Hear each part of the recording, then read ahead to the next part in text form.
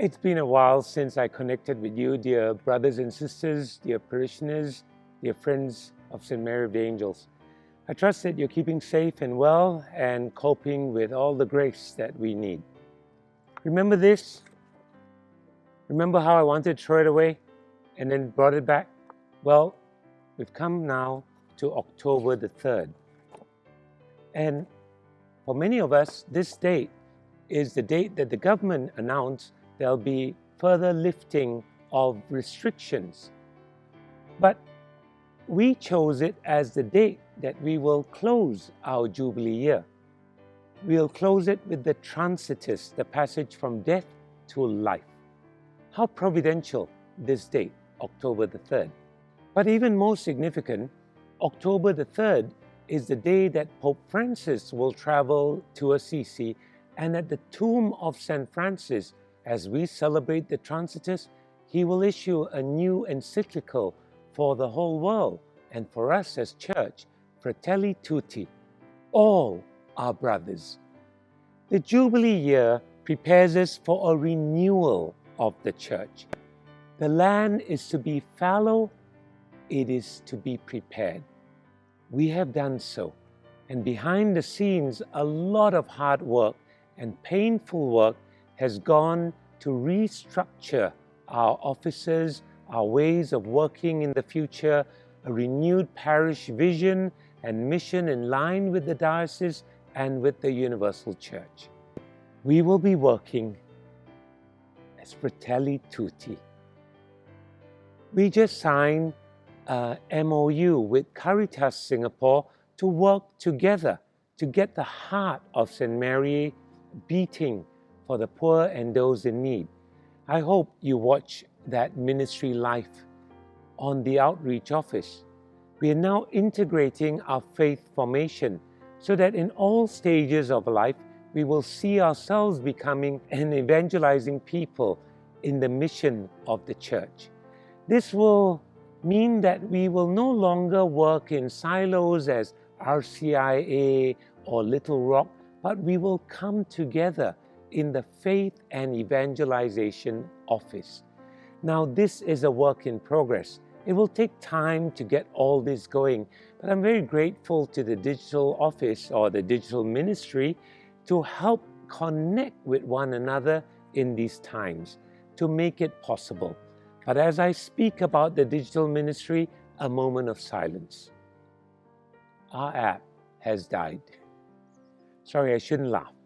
Our app died, but perhaps providentially, because after 6 years or so, we are now integrating our website into our app, or it's what is called a progressive web, so that on your phone, you will be able to get even more with all that is going on in St. Mary's.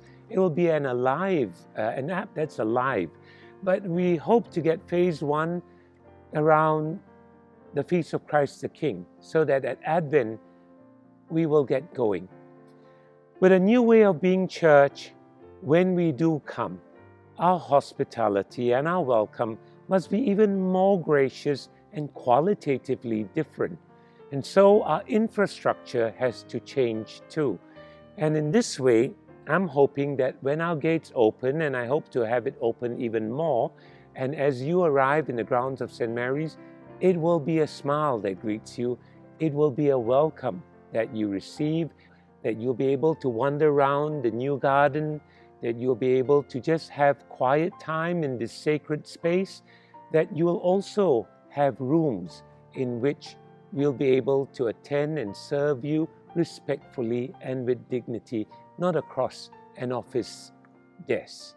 In this way, the friars and the minister hope that our infrastructure would be even more welcoming and inviting for those who move from the web to come in person, to be greeted in person. The friars and the volunteers have worked together to fill in as many slots as possible for our masses on Sunday. Now we've even extended it to weekdays so that our ministry after the Good Shepherd to feed his sheep will be something we will do as best as we can. But all this is with sweat, tears, and hard work. And I'd like to thank everyone, all who have volunteered, our communion ministers, our safety ambassadors, because it's not easy, and I'm aware of it. So much has gone behind the scenes that people think it's dead, but I assure you that St. Mary's has been working together. It's been tough.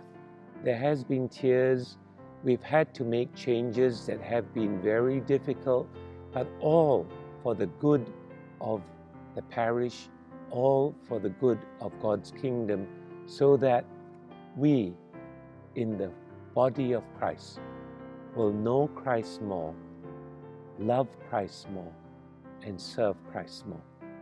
Thank you for supporting us through all these times, supporting us virtually, supporting us with your prayers, supporting us with your service, getting connected, staying in touch with one another as we unite with St. Francis of Assisi, as we unite with Our Lady of the Angels. Let us come together as a parish and pray the Transitus on the 3rd of October. We will put out the Transitus so that you'll be able to pray it individually, or better still, form groups so that we're all praying it together. Praying the Transitus on the 3rd of October will unite us with our Holy Father, will unite us with St. Francis, will unite us as a parish here, will bring us to the new beginning that our Jubilee invites us into. What a Jubilee! No big time dinner, but it was a lot more than a 50 km run. It's been a marathon working together in this new way. But we have managed to bring it to October 3rd because we have all been brothers and sisters. Fratelli et sorelle tutti. All are brothers and sisters. And we look forward to toasting with our wine in November. So for those who are not connected through this message, don't forget to ring 5 people and share with them and wish them a happy feast day. Share with them that this Jubilee has truly been providential. God bless you all. To life, to blessings. I'm glad we are all together.